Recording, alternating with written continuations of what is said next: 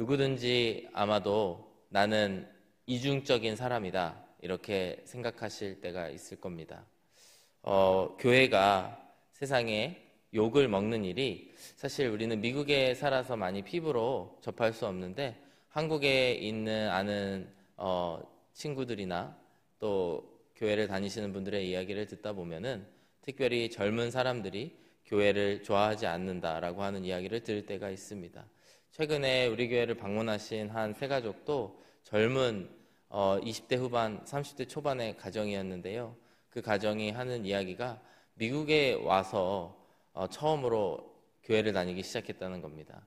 한국에서는 교회에 대한 이미지가 좋지 않아서 교회를 다니지 않았는데 미국에 와서 교회에서 진정한 사랑을 받았다. 그리고 그 다음에 예수님을 영접하게 되었다. 그리고 지금 이제 달라스로 이주하게 되었습니다. 이런 이야기를 들은 적이 있습니다. 왜 우리는 이중적인 삶을 살아갈까요? 그렇게 하고 싶지 않아도 우리는 어쩔 수 없이 그런 모습을 보일 때가 있습니다. 아마도 그것은 우리가 약하기 때문이라고 생각을 합니다. 우리가 그 모든 것을 행하기에는 너무 의지도 약하고 행동도 약하고 그 모든 면에서 약하고 부족하기 때문일 것입니다.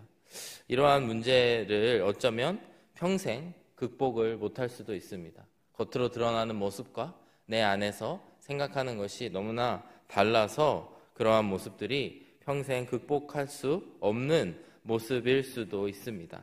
우리가 어제 함께 살펴본 로마서 7장의 말씀을 보시면요, 바울은 이와 같이 의지와 행동이 서로 다른 이런 이중적인 삶에 대해서 솔직하게 고백을 하고 있습니다.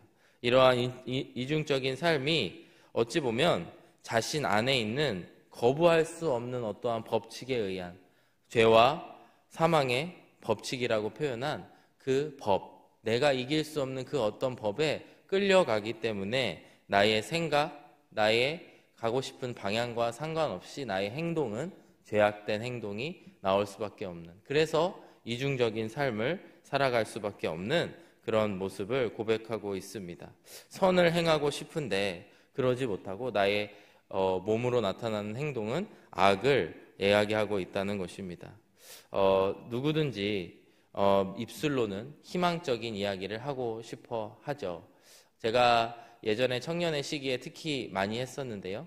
그 인생 그래프라는 걸 함께 그려보면서 서로가 살아온 인생을 나누는 시간들을 가진 적이 있습니다. 요즘에는 많이 해본 지가 좀 오래됐는데 예전에 청년 때는 그런 것들을 많이 했습니다. 종이를 이렇게 놓고 시간을 태어난 시점부터 이제 쭉 그려서 올라가고 내려가고 올라가고 내려가고 뭐 이런 걸 이야기하면서 이때 저는 올라갔습니다. 이때 저는 땅으로 꺼졌습니다. 뭐 이러면서 자기의 인생에 있었던 일들을 그래프로 표현하는 그런 일이었습니다. 근데 여러분, 모든 사람들의 공통적인 특징이 뭔지 아십니까? 모든 사람들이 그 그래프의 끝, 나의 미래는 하늘로 솟구치게 그린다는 겁니다. 제가 그걸 보고 너무나 웃기다라고 하는 생각이 들었습니다. 누구든지 희망을 원하죠. 소망적인 삶을 생각하며 살아갑니다. 아마도 우리의 입술은 우리의 이런 생각들, 우리는 언젠가 예수님을 닮을 것이고 우리가 언젠가는 예수님처럼 될 것이라고 하는 것을 입술로 고백한 것일 수도 있습니다. 그러나 우리의 삶은, 우리의 행동은 우리의 생각, 우리의 입술을 따라가지 못하기 때문에 아마도 세상 사람들은 우리들 가운데에 있는 그 괴리, 너희들은 왜 입술로 그렇게 이야기하면서 행동은 그렇게 하지 못하느냐, 가까이 하지 못하느냐, 이런 것 때문에 우리들의 그런 상황들이 이중적이다라고 손가락질 하는지도 모르겠습니다. 사도 바울은 이러한 두 괴리감, 내 안에 있는 그러한 마음은 하나님을 향하고 있는데, 하나님을 만났고 예수 그리스도를 영접함으로 말미암아 구원을 받았는데 나의 육신은 여전히 죄와 사망의 법에 쌓여져 있는, 매여 있는 삶을 이야기하면서 매우 개탄스러워하고 매우 탄식하는 모습을 우리가 어제 함께 살펴본 로마서 7장의 말씀을 통해서 보실 수 있습니다. 로마서 7장 24절의 말씀 다시 한번 보시면요, 오호라 나는 곤고한 사람이로다. 이 사망의 몸에서 누가 나를 건져내랴. 바울이 탄식하는 그 목소리가 여러분 들리십니까? 바울이 너무나 개탄스러워하면서 오호라, 나는 공고한 사람이로다. 나는 정말 해답이 없는, 답이 없는 사람이구나. 이 사망의 몸에서, 이 내가 거부할 수 없는 이 사망의 몸에서 누가 나를 건져내랴, 이렇게 부르짖고 있다라고 하는 것입니다. 그런데 여러분, 우리가 로마서를 함께 읽으면서 사도 바울이 수없이 자문하고 대답하고 자문하고 대답하고 그러한 장면들을 보셨을 텐데요. 여기에도 한마디로 묻고 있습니다. 이 사망의 몸에서 누가 나를 건져내랴? 이게 어찌 보면 그 다음 로마서 8장에서의 내용을 이야기하기 위한 초석인 것 같습니다. 이어지는 로마서 7장 25절의 말씀, 7장의 마지막 말씀인데요. 갑자기 사도 바울은 자기가 탄식하고 슬퍼했던 그 상황 가운데에서 하나님께 감사를 올려드립니다. 우리 주 예수 그리스도로 말미암아 하나님께 감사하리로다. 저는 이 말씀을 묵상하면서 마치 한 영화의 장면과 같은 모습들이 생각이 났습니다. 어두운 방 안에서 마치 감옥과 같은 어두침침한 그 방 안에서 탄식하며 오호라 나는 공고한 사람이로다. 누가 이 몸에서 이 감옥에서 나를 건져내랴 라고 이야기를 하면서 그러나 하나님 감사합니다. 감옥 안에서 어두움 가운데에서 갑자기 하늘에 빛이 내려오고 그 빛을 바라보며 하나님 감사합니다 라고 고백하는 것과 같은 장면이 생각이 났습니다. 사도 바울은 무엇을 하나님께 감사하고 있습니까? 우리 주 예수 그리스도로 말미암아 이 모든 일들이 이루어졌다. 이 어두운 방에서 나를 건져주신, 이 사망의 몸에서 나를 건져주신 은혜가 내 안에 일어나게 되었음을 감사하고 있습니다. 그러면서 로마서 7장 25절의 마지막 부분을 보면요. 그런즉 내 자신이 마음으로는 하나님의 법을 육신으로는 죄의 법을 섬기노라 이러면서 안타까운 마음을 표현하고 있습니다. 그러면서 넘어가게 되는 것이 로마서 8장 1절의 말씀입니다. 로마서 8장 1절의 말씀을 보시면요. 그러므로 이렇게 시작이 됩니다. 예수 그리스도로 말미암아 그러므로 우리가 감사할 수 있다라고 하는 감사의 이유를 이제부터 구체적으로 시작하게 된다라고 하는 것입니다. 사도 바울은 여전히 절망적인 상황, 이 현실을 보았을 때 이 땅에서의 나의 몸, 나의 육신, 나의 행동, 나의 여러 가지 모습들을 봤을 때 여전히 절망적인 상황, 여전히 이중적인 상황, 여전히 비참한 상황 가운데에 있는 것 같았지만 그럼에도 불구하고 하나님께 감사할 수 있는 것은 예수 그리스도로 말미암아 감사하다라고 말씀하고 있다라고 하는 것입니다. 사랑하는 여러분, 우리가 아무리 어두운 방 안에 있는 것과 같을지라도 우리는 예수 그리스도 때문에 감사할 수 있는 줄로 믿습니다. 왜 그럴까요? 우리가 믿음으로 아멘이라고 고백하지만 왜 그럴까요? 그 말씀을, 그 이유를 우리가 오늘 8장 말씀을 통하여서 함께 살펴보기를 원합니다. 8장 1절의 말씀을 보시면요. 이렇게 말씀합니다. 그러므로 우리가 감사할 수 있는 이유는 그러므로 이제 우리는 그리스도 예수 안에 있는 자이고 우리는 결코 정죄함을 받지 않는다라고 말씀하고 있습니다. 우리가 여전히 이중적인 삶을 살아가고 있지만 여전히 생각과 행동이 괴리가 있는 그런 삶을 살아가고 있을지 모르지만 그러나 예수 그리스도로 말미암아 우리는 더 이상 정죄함을 받지 않는 존재로 변화되었다라고 하는 것을 우리에게 말씀하고 있습니다. 이것이 아마도 사도 바울이 올려드리고 있는 감사의 가장 근본적인 원인인 줄로 믿습니다. 여전히 죄와 법을 섬기면서 그 안에 그 밑에 살아가고 있는 것처럼 보이지만 이제 우리의 모습, 우리의 상태, 우리의 신분은 변화되어서 이제 정죄함을 받지 않는 그러한 상황 가운데로 들어가게 됐다라고 하는 것입니다. 여러분, 정죄함을 받는다라고 하는 것은 카타크리마라고 하는 헬라어로 법률 용어입니다. 공식적인 유죄 판결을 받는 형벌을 의미합니다. 여러분, 이 정죄함이라고 하는 단어가 법률 용어라고 말씀을 드렸는데요. 이와 정반대의 의미를 갖는 법률 용어 헬라어에서 기인한 법률 용어가 무엇인지 아십니까? 그것은 바로 칭의입니다. 칭의의 완전한 반대가 정죄함입니다. 칭의라고 하는 건 무엇입니까? 우리의 상태와는 상관없이 하나님께서 그리스도로 말미암아 우리가 의롭다라고 칭해 주시는 거죠. 의롭다라고 선언하시는 겁니다. 반대로 정죄함이라고 하는 것은 이것은 죄가 있다. 너는 죄가 있다라고 선언하는 것입니다. 마치 죄인이 감옥에 영원히 갇히기 전에 판결을 받듯이 정죄함이라고 하는 것은 그 죄인으로서의 판결을 받는 것입니다.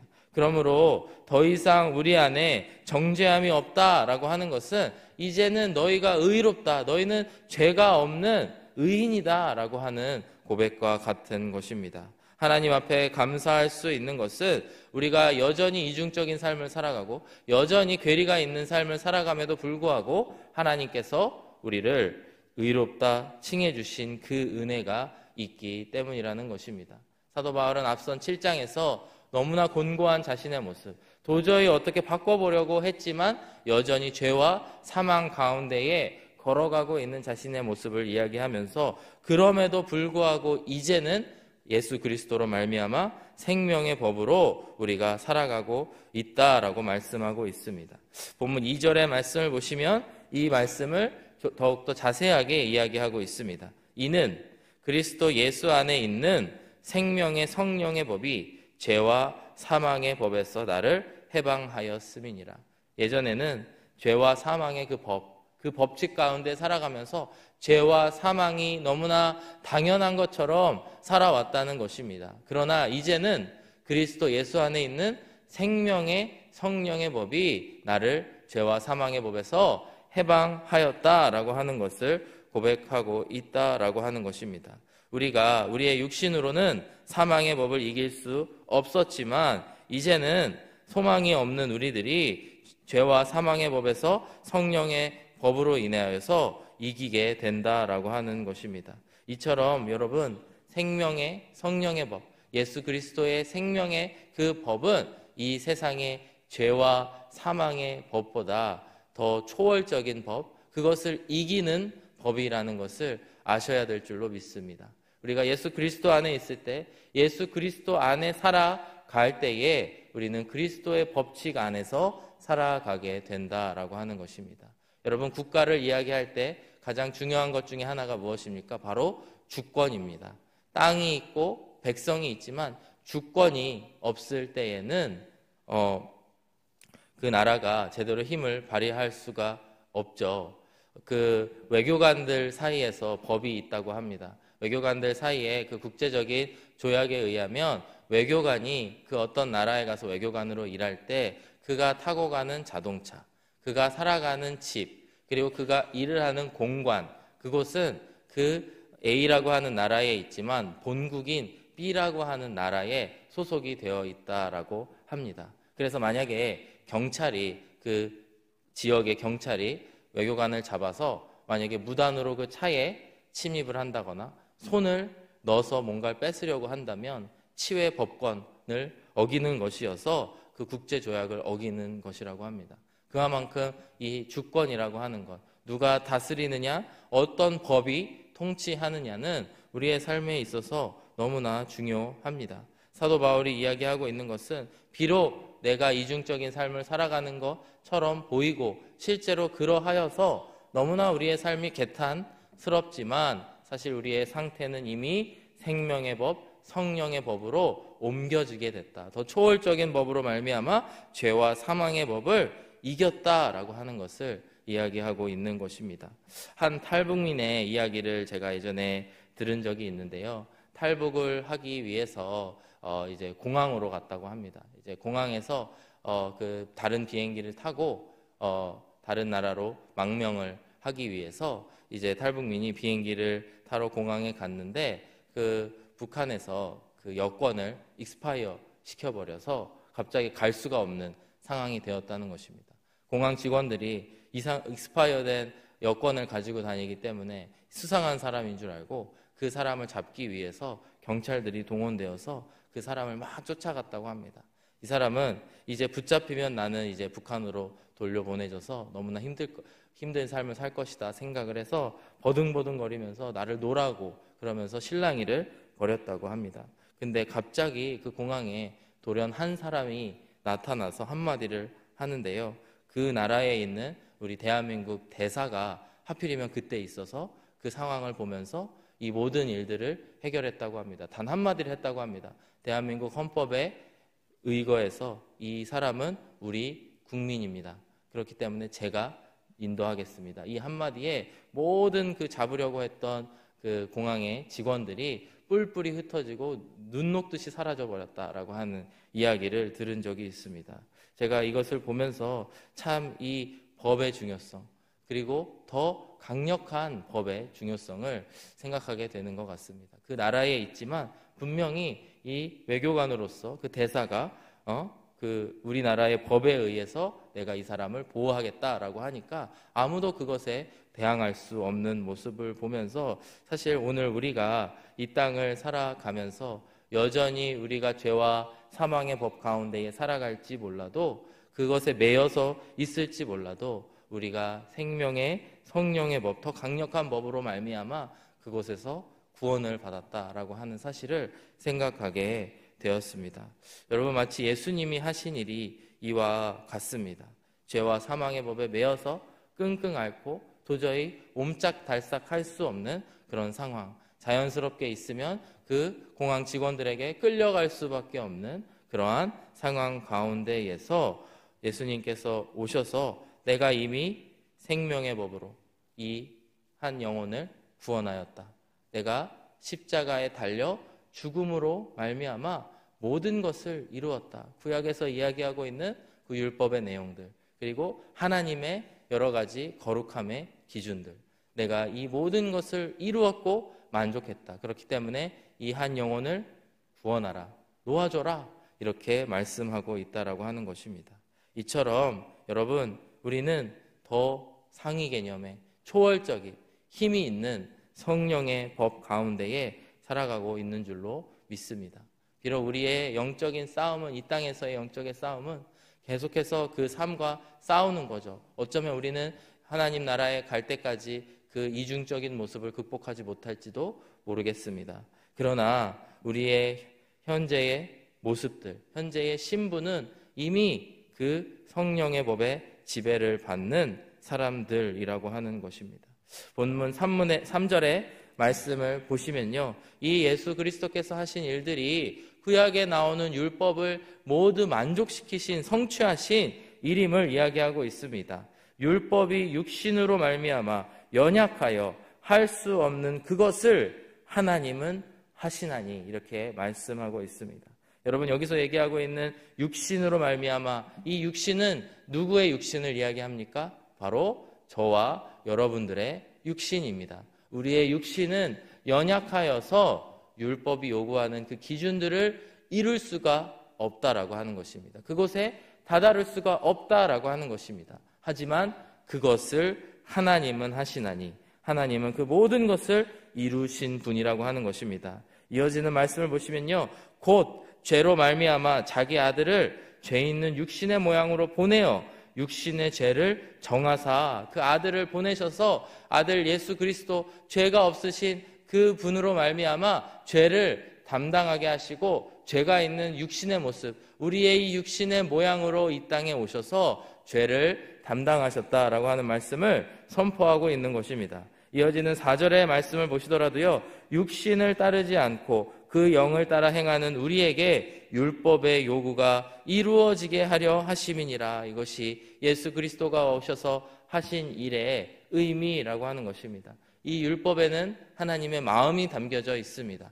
이스라엘 백성들, 구약에 있는 이스라엘 백성들로 말미암아 거룩하게 살아라, 내가 거룩하니 너희가 거룩하라, 거룩하게 살아라 라고 하는 하나님의 마음이, 사랑이 담겨져 있는 것이죠. 그러나 동시에 이 거룩함의 기준들은 우리를 사망에 이를 수밖에 없다라고 하는 것입니다. 왜냐? 우리가 약하기 때문입니다. 우리가 그것을 따라갈 수 없기 때문입니다. 이 딜레마를 예수 그리스도께서 해결하셨는데, 그가 이 율법을 우리에게 이루어지게 하려 하십니다. 우리가 예수님을 믿기만 한다면, 예수님을 구주로 영접하기만 한다면 그분의 법이 우리 안에 들어와, 예수 그리스도가 들어와 또 예수님의 생명의 성령의 법이 우리를 지배하시기만 한다면 이제 그 율법의 요구가 모두 이루어지게 된다라고 하는 것입니다. 이처럼 예수 그리스도의 죽으심, 부활하심, 그리고 그것이 우리 구원하는 자들에게 오신 구원은 너무나 간단한 일이 아닌 것을 볼 수가 있습니다. 구약의 그 옛날 구약에서 하나님이 주셨던 기준들, 그 모든 것을 이루시고 또 오늘 이 자리에 하나님께서 살아계시는데 하나님의 기준들을 모두 이루신 법이 바로 2000년 전에 예수 그리스도께서 이 땅에 오셔서 죽으신 그 십자가의 사건이라고 하는 것입니다. 사랑하는 여러분, 우리의 인생 가운데에 예수님을 구주로 영접하여서 이제는 죄와 사망의 법에서 이겨내서 우리가 생명의 성령의 법 가운데로 들어가게 되시는 은혜가 저와 여러분들 가운데 있으시길 축복합니다. 이미 그 순간이 있으시다면 그것을 날마다 누려서 이제는 더 이상 정죄함 받는 죄인이 아니라 이제는 의롭다 칭함을 받고 의인이 되어서 죄에서 벗겨져서 이제 아버지 하나님과 함께 동행하는 아들, 딸, 자녀의 모습으로 살아가게 되시는 저와 여러분들이 되시기를 주님의 이름으로 축복합니다. 이처럼 우리의 이중적인 삶에도 불구하고 예수 그리스도께서는 우리의 삶을 송두리째 바꿔 놓으셨습니다. 이제는 우리가 구원받아 살아가기 때문에 영원한 하나님의 나라를 소망하며 오늘 하루를 살아가시면 되는 것입니다. 오늘도 죄와 사망의 법에서 우리를 구원하신 예수님만 바라보시고 살아가시는 저와 여러분들 모든 우리 하누리교회 성도님들 되시기를 주님의 이름으로 축복합니다. 함께 기도하겠습니다. 사랑하는 아버지 하나님, 감사합니다. 주님의 은혜로 이제 더 이상 우리에게 정죄함이 없음을 감사드립니다. 이제는 주님께서 우리를 의롭다 칭하여 주셨고 죄와 사망의 법에서 우리를 해방하여 주셔서 생명의 성령의 법 가운데로 들어가게 하심을 감사합니다. 하나님께서 모든 그 율법의 요구들, 하나님의 거룩하심의 기준들을 이루어 주셨기 때문에 이제는 우리가 담대함으로 하나님 앞에 나아갈 수 있는 줄로 믿습니다. 오늘도 우리 가운데에 새하늘과 새 땅이 회복되게 하여 주시옵시고 예전에 무너진 그 에덴 동산의 그 땅에서의 기쁨이 회복되게 하여 주셔서 오늘도 그리스도와 동행하며 살아가는 가운데에 주님의 은혜를 구하며 걸어갈 수 있는 이 자리가 될 수 있도록 인도하여 주시옵소서. 주님께 감사드립니다. 예수 그리스도의 이름으로 기도드렸습니다. 아멘.